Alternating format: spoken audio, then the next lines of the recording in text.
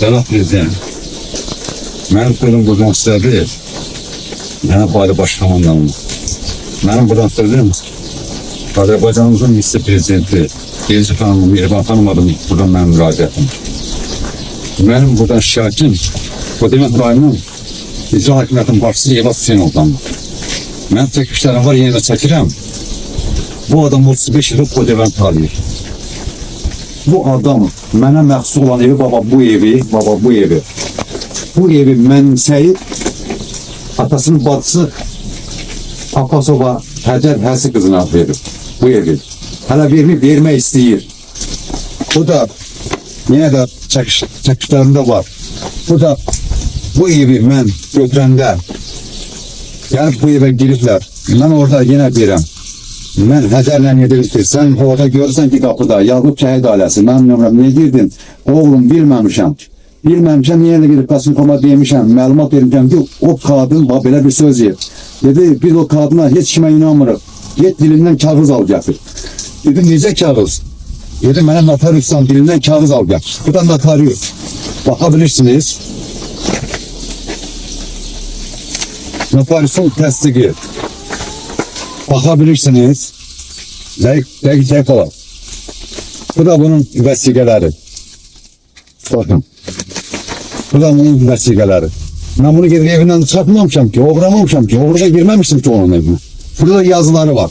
Şimdi ben de bunu polis şöbəsinə vereceğim. Burada bizim Milli Təhlükəsizlik Nazirliğinin bir qolu yerləşdirsin. Ben bunu bir dəqiqə ora çatdıracağım. Ben bunu məhkəməyə qədər çıxacağım. Ben buradan Eyvaz Hüseynova demək istəyirəm ki, Eyvaz Hüseynov, sənin cibin dilindən kağız verir. Ben bilməmişəm, etiraz edirəm. Bu ev Müzeyli bir vahiddən olma versin. Şəhid Müzeyli bir vahiddən olma versin. Bak budur kağız. Bu kağız ola. Cənab Eyvaz Hüseynov, bu ne qol zorluqdur. Buna deyirlər qolu zorluq.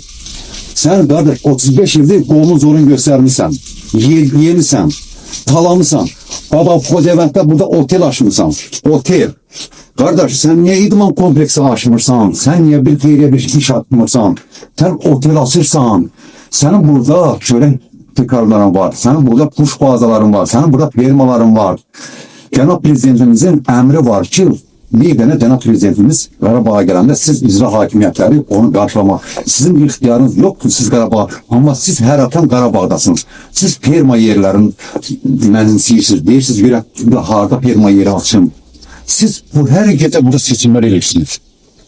Mənim sözüm buradan yenə də Milli Təhlükəsizlik Nazirimiz Cənab Əli Nağıyevədir. Baş prokurorumuz Cənab Kamran müəllimədir buradan mənim müraciətim. Daxil işlərimiz Rahid Evadovadır. Mən xahiş edirəm, bu işlə düzgün araşdırmaq var. Araşdırırsınlar, görsünlər, Cənab Prezident, mən sizə dönə xahiş edirəm. Azərbaycanın vitse-prezidenti birinci xanımı, Mehriban xanımı, mən sizə burada müraciət edirəm şəhid oğlu kimi. Bu Eyvaz Hüseynovu araşdırın. Bu Ramiz Mehtiyevin yetişdirdiği kadrdır. Mən yenə deyirəm, o vaxtilə xalq cəbhəsi olub, müxalifət olub. O önlərimiz hakimiyyətə gələndə onların həmişə olduğu vərdişləridir. Tez qaçdır bu önlərimizin qarşısına, bu önlərimizin necə deyim, ya o önlərimizi çox istəyənlərdən biridir. 8 ildən sonra Azərbaycan yeni Azərbaycan Partiyasının vəsiqəsini əldə eləmiş bir insandır. Xahiş edirəm, bunu araşdırın, bunu kökünü araşdırın. Mən sözüm bura qədər, mən çəkilişlərim var. Mən o qədər çəkilişlərim var ki, Eyvaz Hüseynov haqqında o qədər çəkilişlərim var ki, mən hamısı bir işıqlandıracağım. Xahiş edirəm, Mehriban xanımdan xahiş edirəm, dönə. Bizim vice-prezidentimizdən, Azərbaycan Genç xanımın Mehriban xanımdan xahiş edirəm. Emin ol bu işlə məşğul, özü məşğul ol. Bizim prezidentimizin biraz başı qarşıqdır, o qədər işlər var, o qədər Qarabağımızda bərpa işləri var, nə bilim, o qədər işlər var, o kişinin başı qarşıq.